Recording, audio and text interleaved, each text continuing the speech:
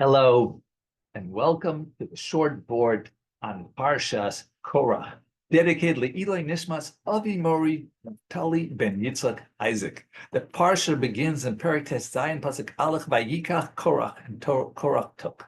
Today's Devar Torah is adapted from Maayan Bais Hashoeva by Rav Shimon Schwab, and I think it's very much worth waiting and listening all the way to the end.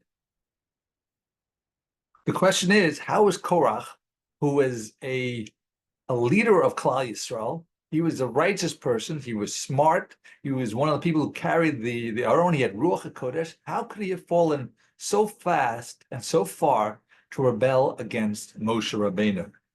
To understand this, we have to take some from some letters from Rabbi Yisrael Salanter that Rabbi Schwab says is rarely seen.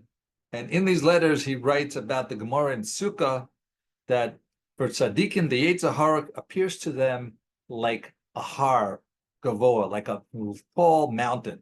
And the Rishayim, the evildoers, the Yetzer Hara, the evil inclination, appears to them like a small hairbreadth, foot hasara. The righteous cry because how did we beat this gigantic Yetzer Hara, while the evil doers, they cry because how could we not beat this small, puny little Yetzer Hara? And we also have to preface with the fact that there's a concept that Kol hagadol mechavero yitzro gadol mimenu. Anyone who's more righteous, who's greater than his friend, the more righteous person has a greater inclination, which seems really strange because he's doing the right things. So it seems like he has less of an inclination. That's why he's able to do the right things. So Rabbi Yisrael answers by explaining that for the non-God-fearing person, the Yetzer Hara attaches to his externalities because he's already doing the wrong thing. So he doesn't have to go inside to the pneumius, the internal part of the person. He doesn't do any damage there. But for a God-fearing person who's doing the right things externally, he's doing chesed, he's doing mitzvahs, he's learning Torah, so then the Yetzer Hara's approach is to attack the pneumius, the internals of the person, and work on the stuff that's not as visible to the outside. And because of this attack by the Yetzer Hara, that's why there's more to overcome by the person as it grows in righteousness, or she, and therefore the Yetzer Hara correspondingly will grow, and that's why it appears like a giant mountain. So the Russia, though, whose internal parts was not attacked by him, so he's more easily able to do tshuva if he has charata and regret about what he did, because there was no attack on the inside. It was only kachut hasara.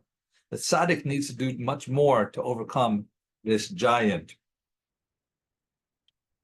So the answer to the question is that the Yetzer Hara, we're talking about which Yetzer Hara, specifically the Yetzer Hara that's attacking and trying to destroy the pneumius. That's where it's bigger by the tzaddik than by the Russia. So here, back to the Parsha. So 2 points. One is about Korach. Korach, so externally he was great. He did good things. But over time, the Yetzer Hara was destroying Korach's pneumius, his internals, until at this point, the Yetzer Hara won and Korach turned to the dark side. So I think this is something that could be used to explain the concept of the Pintele Yid. Every Jew, no matter how far astray they are from religious observance, there's this little bit of a spark inside them. And that's why even a non-observant person, even a sinner, that since the Yetzer Hara is focused on the external part of them, because they're already sinning and not attacking the internal part of the person, thereby he's leaving that Pintele Yid. He's not destroying that Pintele Yid, and therefore, with even a small amount of encouragement and motivation, then the person could ignite and progress towards full observance as much as he can or she can. Thank you for listening. Have a wonderful week and a wonderful Shabbos.